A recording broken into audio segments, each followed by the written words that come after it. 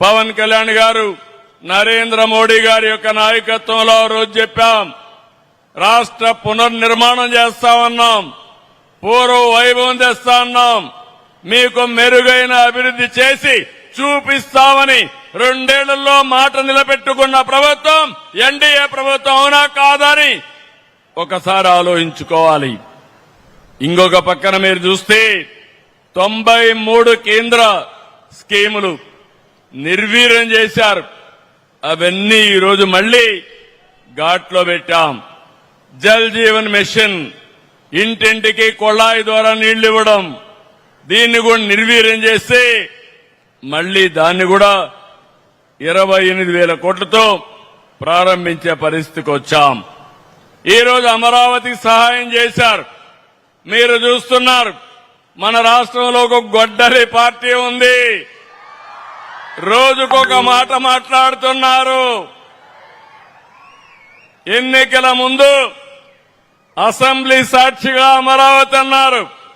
ఎన్నికలైన తర్వాత 3 ముక్కలాట, 3 రాజధానులు అన్నారు. ఎన్నికలు అయిపోయినాయి, ఇప్పుడు మ్యావిగన్ అంట. ఏం తమ్ముళ్ళు, ఎవరికైనా అర్థమైందా అని మిమ్మల్ని అడుగుతున్నా. మీకు అమరావతి కావాలన్నా లేదా అని మిమ్మల్ని అడుగుతున్నా. గట్టిగా చెప్పండి. మన రాజధాని,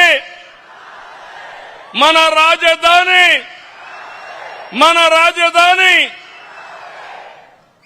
మన రాజధానికి కేంద్రం సహకరించింది.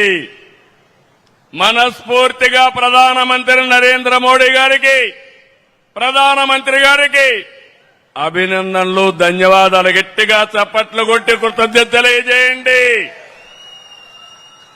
ఎవరు ఎన్ని మాట్లాడినా అమరావతి దేవతల రాజధాని.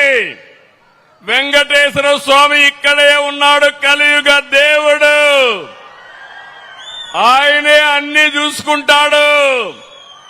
అమరావతి ఆపడం ఎవడి తరము కాదని మరొక్కసారి మీ అందరికీ విజ్ఞప్తి చేస్తున్నా. ఇంకొక పక్క పోలవరం నిధులిచ్చారు, పనులు ముమ్మరంగా అవుతున్నాయి. రాబోయే సంవత్సరం గోదావరి పుష్కరాలున్నాయి. గోదావరి పుష్కరాల కంటే ముందు పోలవరాన్ని పూర్తి చేసి ఎన్డీఏ ప్రభుత్వం, నేను, పవన్ కళ్యాణ్ గారు, ప్రధానమంత్రి గారి నాయకత్వంలో జాతికి అంకితం చేస్తాం. ఇంకొక పక్క విశాఖపట్నం స్టీల్ ప్లాంట్ ని సైతం